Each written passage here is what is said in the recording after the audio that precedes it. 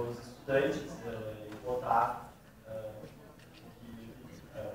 possíveis encaminhamentos e posicionamentos. Mais tarde, a gente vai ter pelo menos uma votação, possivelmente mais. Então, a gente criou um sistema para facilitar a diretoria pessoal do sistema, né, que esperamos que seja o mais útil possível. E a gente pensou em dividir o auditório em 4 quadrantes para facilitar. Então, a gente vai ter responsáveis do DCE para cada quadrante. Depois, no momento da votação, os votos vão ser contados em cada região do representante. Legal. Esse representante também vai receber nos seus devidos momentos perguntas ou colocações, encaminhamentos da plateia para trazer até a mesa. Aí existe também uma área dos convidados que não são estudantes da UFSC, não vão participar das votações. A gente pede que todos que não sejam alunos sentem na área reservada, por favor, e que os alunos possam estar sentados na área reservada sempre nos seus devidos lugares. Então, durante a votação, a gente vai pedir que vocês levantem a mão para manifestar o voto e os responsáveis por cada quadrante vão apontar. Como a gente tem um número muito grande de pessoas, a gente vai usar uma técnica que é usada em grandes reuniões, em grandes assembleias, chamada de contraste visual. Então, se tiver um contraste muito grande, uma maioria muito óbvia de votantes para qualquer proposta, a gente aceita ela por contraste visual. Vocês estão livres para abrir qualquer objeção, se vocês acreditarem que não houver um contraste visual, isso pode ser declarado que concordarem, vocês são livres para intervir. Então, agora a gente vai começar com o Giovanni fazendo uma breve apresentação sobre o caso. E depois a gente vai abrir um tempo para perguntas. Então, se vocês tiverem qualquer apresentação, ou já tiverem uma dúvida agora, não pode responder durante a apresentação, enviem o escrito, por favor, para os responsáveis de cada quadrante, que se deve ter. Tem pessoas do DCE que são os responsáveis por cada parte. Levantem as mãos, por favor, seus representantes. E aí, eles demarcam para vocês. Ele parece um Johnny Depp, eles explicam para vocês onde é cada região. Ele não parece Johnny Depp. Ele parece Johnny Depp. A gente vai tentar resolver. Tá olhando rapidinho. Naquele primeiro olhar. Sim, né? Mas ele é um anão, né? A gente vai tentar responder elas na medida do possível. Então a gente vai iniciar agora a apresentação, que eu vou fazer a apresentação do caso. Obrigado. Pessoal, antes de começar a leitura do processo, eu só queria dizer que para a gente do DCE é muita alegria que a gente vê esse salão nobre e cheio, independente das opiniões que saem de cada um, mesmo que elas possam ser divergentes no final disso tudo, é muito bom que esse salão esteja lotado, porque isso significa que todo mundo que está aqui quer se fazer ouvido. Então, fica aqui o nosso parabéns. E agora vamos começar a leitura do processo. Essa é uma ação movida pelo Ministério Público contra a reitora da nossa universidade, na época, a pró-diretora de Desenvolvimento Institucional, a Miriam, o diretor, na época, Jorge Lima Hetzel, o publicitário Paulo Pedotti e outros 4 servidores do setor de compras. Na época, eles foram denunciados pelo Ministério Federal por 47 dispensas ilegais de licitação. Eles foram enquadrados, todos eles, por essa dispensa ilegal no artigo 89 da Lei de Licitações. Além disso, o publicitário, a reitora, na época diretora, e o na época diretor Jorge Lima Hetzel foram indiciados no artigo 90 da Lei de Licitações por fraudar o caráter competitivo do processo licitatório em 2 oportunidades no ano de 2002. Essa denúncia foi feita em outubro de 2008 e eu quero que vocês fiquem com essa data na cabeça porque a sentença da primeira instância saiu semana passada, em abril de 2011, para vocês verem como o processo é lento e como essa é a primeira instância, quanto tempo ainda vai demorar para que as outras instâncias sejam julgadas e para que as coisas realmente sejam decididas. Como o Ministério Público afirma que o esquema começava a partir do momento em que a diretora, na época, a pró-diretora Miriam, encaminhava as licitações, as requisições de licitação fracionadas para a execução de serviço de publicidade. Esse slide aqui serve para explicar mais ou menos como é que funciona essa questão de quando aqui se licita alguma coisa, quando não. Imagine um serviço qualquer. Esse serviço, quando surge a necessidade, ele é encaminhado para o pedido, né, desse serviço para o setor de compras, que realiza uma pesquisa. E nessa pesquisa ela tem que conter no mínimo 3 orçamentos de 3 empresas diferentes. Sendo esses orçamentos menores do que R$8.000, não é necessário realizar um processo licitatório que é um pouco mais complexo, requer alguns pré-requisitos, e aí é realizada a tão chamada dispensa de licitação. Sendo esse valor de orçamento maior do que R$8.000, surge a necessidade da licitação, se forma uma comissão de licitação com os servidores, no caso aqui da universidade, enfim. E o fracionamento, só para explicar, né, o que é o fracionamento? O fracionamento é quando tu pega um serviço e divide ele em várias partes iguais, propositadamente para fugir à necessidade de realizar um processo licitatório. Então, nesse caso, como a diretora, a reitora, o diretor e o publicitário são indiciados por fracionamento também, eles fracionaram, eles dividiram o grande serviço de publicidade, dividiram em 47 partes iguais a 24 anos. O que ocorria então? O que ocorria é que a Miriam, segundo o Ministério Público Federal, encaminhava essas requisições de serviço, até aí tudo bem, só que ela já apresentava 3 orçamentos.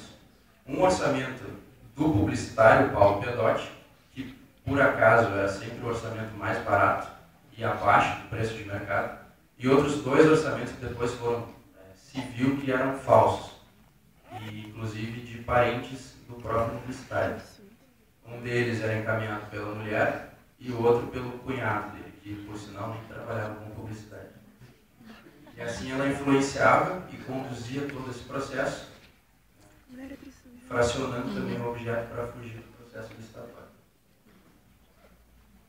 Acontece que, nesse período, de 98 a 2002, ocorreu uma denúncia anônima para a Controladoria Geral da União, que, junto com o Tribunal de Contas da União, resolveu fazer uma auditoria, abrir uma sindicância aqui dentro da universidade. E, a partir dessa sindicância, chegou-se na conclusão de que seria interessante passar a realizar obrigatoriamente processos licitatórios para todo e qualquer serviço de publicidade realizado aqui dentro. A universidade, como cumpridora de regras que adotou o processo licitatório e realizou no ano de 2002 2 convites relativos a serviços de publicidade, o convite número 8 e o convite número 11. Convites esses que têm algumas exigências que, para a prestação de serviço de publicidade, são um pouco estranhas, para não dizer bem estranhas. E essas 4 exigências elas estão listadas aqui. O que aconteceu com esses convites? No primeiro convite, só apareceu o publicitário Paulo Pedotti, e como só ele apareceu, o processo foi cancelado. No segundo convite, mais 3 empresas demonstraram interesse, foram consultadas sobre esse procedimento, só que na hora de conferir os pré-requisitos que cada um tinha, só também o publicitário Paulo Pedotti, que é o indiciado, atendeu às exigências do processo licitatório. Dentro do processo tem o depoimento do Luiz Fernando Giacomelli, que é vinculado à Controladoria Geral da União, que participou de todo esse processo de sindicância dentro da universidade. Aqui tem o depoimento, trecho do depoimento dele transcrito, e ele afirma que sim, que esses pré-requisitos são completamente absurdos, como ele mesmo diz. E que para a prestação de serviço não faz o menor sentido exigir experiência docente e exigir titulação acadêmica de mestrado. E que sim, esses pré-requisitos são indícios de direcionamento de licitação, crime previsto no artigo 90 da Lei de Licitação. O que a Miriam diz, né? O que ela alega nesse processo? Ela aduziu que sim, ela disse que sim, ela indicou o Paulo para a prestação de serviço, mas que não, que ela nunca recebeu propostas encaminhadas por ele, que essas propostas foram sempre encaminhadas direto para o setor responsável, o setor de compras. Ela também afirma que não, por ter formação em medicina, não conhecia as minúcias da lei de licitação, que é uma lei bastante comprida, e dessa forma ela atribuiu total responsabilidade pelo acontecido, pelos eventuais deslizes que iam acontecer, ao setor de compras. Além de ter errado, ela jogou Só que o Ministério Público apurou que, confrontando o depoimento dela com os outros servidores, todos os servidores foram uníssonos em afirmar que sim, os pedidos e os orçamentos vinham de cima, vinham da própria reitoria.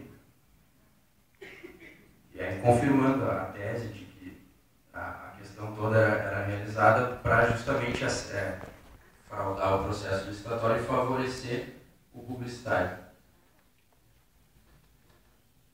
E aqui a gente tem alguns depoimentos dos 4 servidores que foram iniciados no caso. O primeiro deles é o Savio Soares Goulart.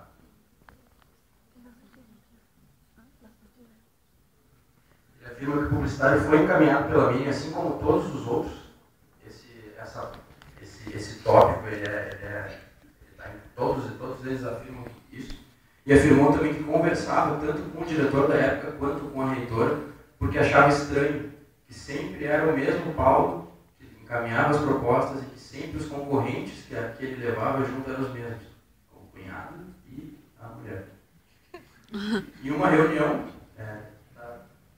consta no processo, em uma reunião ele foi chamado, depois de alertar sobre um possível preço um pouco mais alto do que uma pesquisa realizada por ele, pediram para que ele ficasse depois da reunião na sala e o diretor da época...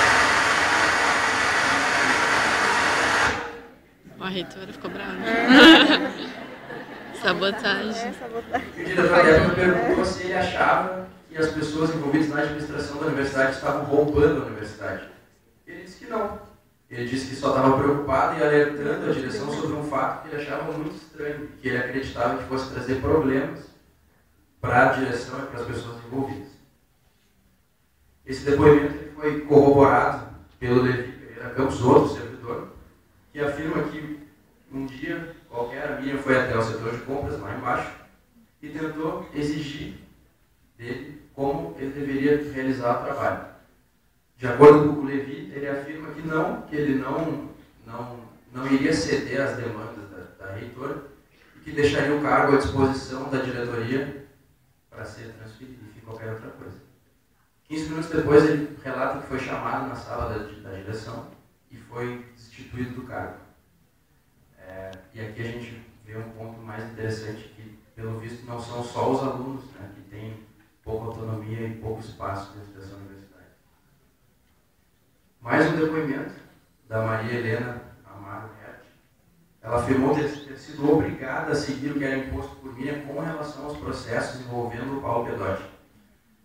Ela afirmou também que quando ela chegou no setor substituindo o Levi, ela tentou moralizar o setor, inclusive foi incentivada pela Miriam a procurar outras propostas, a procurar outras empresas para prestarem esse serviço, mas ela acabou ficando menos de 6 meses no cargo e não conseguiu realizar um trabalho a longo prazo. Outra coisa que ela afirma também no depoimento transcrito dela é que algumas vezes o serviço de publicidade era feito pelo Paulo antes mesmo de qualquer processo ser regularizado dentro da instituição. Ou seja, o cara trazia as coisas prontas e depois dava-se um jeito de regularizar isso aqui dentro. Fazia-se todos os trâmites necessários para que isso fosse legal. E por último, a gente tem aqui a transcrição do depoimento da Isabel Cristina de Moura Inter, que não fala nada diferente daquilo que os outros 3 falaram, ela corrobora em gênero, número e grau daquilo que foi dito pelos outros 3 servidores. É importante lembrar que todos esses 4 aqui, eles foram chefes do setor de compras nesse intervalo de 4 anos. Por isso que eles foram indiciados, né? Eles não eram qualquer coisa nesse setor de compras. É importante também ressaltar que os depoimentos no processo a que a gente teve acesso, que está disponível para todo mundo que quiser acessar no site do TRF, não constam os depoimentos das testemunhas de defesa. Vários membros da atual reitoria foram testemunhas de defesa, alguns outros servidores. Esses depoimentos eles não constam. O que consta e que não está aqui são os depoimentos do Paulo e o do Jorge Lima Hetzel. Mas a gente acreditou até por uma questão de tempo, que primeiro não seria necessário abordar isso, porque a gente não tem nada a ver com que um publicitário que trabalha na iniciativa privada, a gente não tem por que conversar sobre o que ele fez ou desfez de errado. E o Jorge Lima Hetzel não é mais diretor dessa universidade, então não cabe a nós deliberar qualquer coisa sobre ele.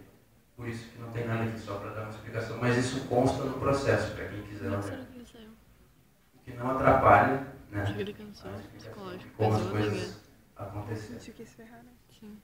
Bom, sobre o tempo de permanência desses funcionários do setor de compras, todos eles afirmaram que ficaram pouco tempo no cargo, né? Isso porque quando eles ousavam divergir, de acordo com o diz o Ministério Público, da forma como os processos de contratação eram conduzidos e tendenciosamente direcionados ao São Paulo, tratavam de ser logo afastados e relocados em outras funções. Eu esqueci de falar, mas o primeiro servidor, o Vilsavio Goulart, ele afirma que ficou 30 dias no congelador depois do desentendimento com a diretoria e hoje em dia ele trabalha como almoxarifado. Ele de presidente de comissão de licitação, ele foi para o almoxarifado. A Maria Helena Maruete, como eu já falei, ficou pouco tempo, ficou 6 meses no cargo. Depois ela foi passada para os recursos humanos. O Vilsavio, aí ele, nessa parte do depoimento transcrito, ele fala que foi para o congelador durante 30 dias e que hoje em dia trabalha no almoxarifado. O Levi Pereira Campos, ele dá o depoimento mais contundente de todos. Ele, vejam bem, ele diz que o desligamento do anterior diretor da faculdade, José Oscar dos Reis Remião, ocorreu justamente em virtude de desentendimentos com a Miriam, devido às circunstâncias estranhas em que as contratações do Paulo Pelotti aconteciam. E ele também ressaltou que tem medo, talvez se tiver quem ainda tenha medo, de eventuais represálias alertando para o fato de que a influência política da ré poderia interferir no teor dos depoimentos prestados nesse processo criminal. E aqui fica outra pergunta. Se um servidor concursado tinha medo, na época da primeira instância, lá em 2008, de que a influência política da reitora pudesse sim interferir tanto no teor dos depoimentos quanto talvez no teor das provas, o que impede que as pessoas se sintam acuadas na segunda, terceira, quarta, quinta, sexta, sétima instância e quando esse processo estiver tramitando lá no Supremo? Fica outra pergunta.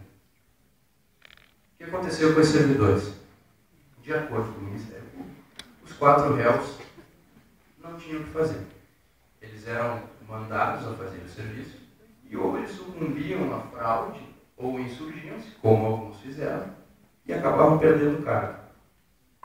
Ou seja, o Ministério Público concluiu que a atuação deles não foi essencial para que os crimes acontecessem. Tanto é que eles aconteceram. Então, quando um se negava a fazer, chegava o outro, e as coisas continuaram acontecendo. E o Ministério Público também afirma que eles não detinham domínio do fato, sendo possível concluir que os crimes se consumariam de igual maneira ainda que se negassem a deles participar. Por isso, eles foram inocentados no final desse processo de primeira instância de qualquer acusação. Da acusação prevista no artigo 89 da Lei de Licitação. Com a Miriam. O que aconteceu com a Miriam? De acordo com a juíza federal, né, o diretor e ela, como diz a própria juíza, atuaram justamente em sentido contrário, com improbidade tamanha a ponto de demonstrar não fazerem jus ao ônus que lhes tocava. Ao longo desses 4 anos, eles deixaram de observar sucessiva e reiteradamente a lei de licitações, promovendo a contratação direta de apaniguados, lesando não apenas os cofres públicos em R$99 mil, mas principalmente os princípios norteadores da administração pública, refletidos na moralidade, impessoalidade e legalidade. E aqui a gente aponta algumas contradições que a gente encontrou ao longo desse processo. No depoimento da Miriam, ela nega o direcionamento, mas antes de a Controladoria e o Tribunal de Contas da União pedirem gentilmente que fosse obrigatoriamente realizada a licitação, não havia nenhuma exigência de qualificação profissional. Não precisava ter experiência docência nem ser mestre para poder realizar serviços de publicidade, fazer agendas e coisas do tipo. Outra contradição é que ela alega que as exigências dos convites eram para dar qualificação profissional. Por que, então, antes dessa obrigatoriedade do processo licitatório, esses critérios, essas exigências para dar qualidade não aconteciam? São algumas contradições. Sendo assim, ao final desse processo em primeira instância, ela foi condenada em 3 crimes. Na verdade, em 2 crimes, em 3 artigos. O crime do artigo 89, dispensa ilegal de licitação. O crime do artigo 90, frustrar ou fraudar o caráter competitivo do processo licitatório. Isso aqui por causa dos convites 8 e 11 de 2002. E eu não tenho muito conhecimento, não tenho nada de conhecimento, na verdade, da área jurídica, mas pelo que eu entendi do concurso material, que é o artigo 69 do Código Penal, ele garante que quando aconteçam crimes, as penas possam ser cumpridas cumulativamente. E por isso, a sentença da juíza é que ela seja a sentença de pena privativa de liberdade, seja de 8 anos, 5 meses e 10 dias de detenção a serem cumpridas no regime semiaberto, e ela tem direito de apelar em liberdade. Aqui também o Jorge Lima Reis, os dois também foram condenados nos mesmos artigos, da mesma forma, e o Paulo Pedotti foi condenado a um tempo menor porque ele não tem nenhum agravante por ser um administrador público. A lei prevê agravantes nas penas para administradores públicos que cometam esse tipo de crime. E, por último, para terminar, obrigado pela paciência de vocês, porque é um processo um pouco complicado.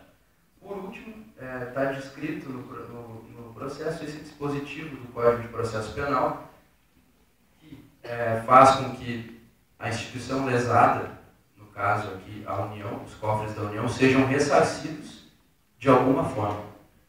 Então, mesmo que o montante que os cofres da União sofreram tenha sido de aproximadamente R$100.000, esse dispositivo, por algum motivo que eu não sei qual, determinou que os condenados, os réus, devolvessem aos cofres cerca de R$30.000, a serem divididos entre os 3. Então, o publicitário Paulo Pedotti, a nossa atual reitora Miriam da Costa Oliveira e o antigo diretor da faculdade, o Jorge Lima Hetzel, devem aos cofres da União R$10.000. Você tripou. Essa sentença saiu no dia 24 de março de 2011, dada pela juíza federal Justo. Tudo que foi dito aqui está descrito no processo que a gente tem acesso. Os depoimentos estão transcritos. A gente tentou, da maneira mais correta possível, apontar os fatos. E os fatos são esses. Isso é uma condenação em primeira instância. Quer dizer que vão ter recursos, vão ter apelos. Então, esse processo vai continuar tramitando ainda. E mais novidades podem vir ao longo de alguns anos. E a gente vai ficar esperando por eles. Obrigado, pessoal.